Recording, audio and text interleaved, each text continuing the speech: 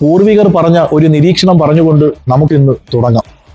പൂർണ്ണചന്ദ്രനെ നോക്കി ചില തെരുവ് നായ്ക്കൾ കുരയ്ക്കാറുണ്ട് എന്ന് കരുതി പൂർണ്ണചന്ദ്രൻ പ്രകാശം പരത്താതിരിക്കത്തുമില്ല, തെരുവ് നായ്ക്കൾ കുര നിർത്താറുമില്ല.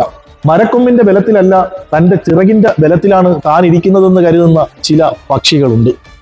ജീവനുള്ള മനുഷ്യനെ പച്ചയ്ക്ക് കൊത്തിവലിക്കുന്ന നിരാലംബരും നിരാശ്രയരുമായ മനുഷ്യന്റെ ചോര ഊറ്റിക്കുടിച്ച് തടിച്ചു കൊഴുക്കുന്ന ചില കഴുകൻ പക്ഷികൾ. നമ്മുടെ നാട്ടിൽ നമ്മൾ സ്ഥിരമായി കാണുന്ന ഒരു കാഴ്ചയുണ്ട്.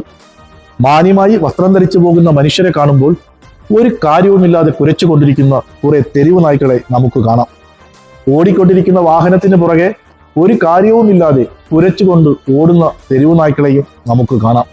ഇത് രണ്ടും മനുഷ്യരാശിക്ക് ആപത്താണ്. ഈ പറഞ്ഞ രണ്ടു കൂട്ടരും, അതായത് പച്ച മനുഷ്യനെ ജീവനോടെ കൊത്തിവലിക്കുന്ന കഴുകൻ പക്ഷിയും ഒരു കാര്യവുമില്ലാതെ മനുഷ്യന്റെ പുറകെ നോക്കി കുരയ്ക്കുന്ന തെരുവ് പട്ടികളും മനുഷ്യരാശിക്ക് ആപത്താണ്.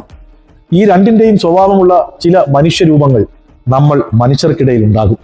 അങ്ങനെയുള്ളവരെ നമ്മൾ തിരിച്ചറിയേണ്ടതുണ്ട്. അവരെ കണ്ടാൽ നമുക്ക് മനുഷ്യനായിട്ട് തോന്നും. ചിലപ്പോൾ സ്ത്രീകളായിട്ട് പോലും നമ്മൾ തെറ്റിദ്ധരിക്കും. അവർ സാരി ഉടുത്തിട്ടുണ്ടാകും, നല്ലതുപോലെ മേക്കപ്പ് ചെയ്ത് നല്ല സൗന്ദര്യമുണ്ടെന്ന് വരുത്തി തീർക്കും. പക്ഷേ അവരുടെ മനസ്സ് നിറയെ ആരോടൊക്കെയോ ഉള്ള വിദ്വേഷവും വെറുപ്പുമാണ്. വേട്ടനായയുടെ ചിന്താഗതിയാണ്. അവരെ ചിലപ്പോൾ നമുക്ക് ചില സ്വർണ്ണ കള്ളക്കടത്തുകാരുടെ കൂടെ നിൽക്കുന്ന ഫോട്ടോയിൽ കാണാൻ കഴിയും. ചിലപ്പോൾ കള്ളിന്റെയും കഞ്ചാവിന്റെയും ആലസ്യത്തിൽ ഇരുണ്ട വെളിച്ചത്തിൽ മറ്റുള്ളവരോടൊപ്പം നിന്ന് ഡാൻസ് കളിക്കുന്ന വീഡിയോയും നമുക്ക് കാണാൻ കഴിയും. ചിലപ്പോൾ ഇറച്ചിക്കടകളുടെ മുമ്പിൽ ഇറച്ചി കഷ്ണങ്ങൾക്ക് വേണ്ടി തമ്മി തല്ലുന്ന തെരുവ് പട്ടികളെ പോലെ ചില ഇടങ്ങളിൽ ഇരുന്ന് അലറി വിളിക്കുന്നതും നമുക്ക് കാണാൻ കഴിയും. അങ്ങനെയുള്ളവരെ നമ്മൾ തിരിച്ചറിയേണ്ടതുണ്ട്.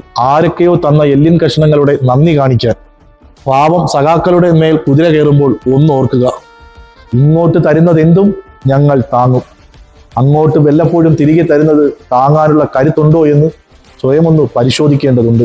കാരണം ഈ മോങ്ങലും ഈ ഓരിയിടലും കാണുമ്പോൾ ഇത് പറയാതിരിക്കാൻ നിർവാഹമില്ല. എല്ലാവർക്കും നന്മകൾ നേരുന്നു. എല്ലാവർക്കും നല്ലൊരു ശുഭസായാഹ്നം നേരുന്നു.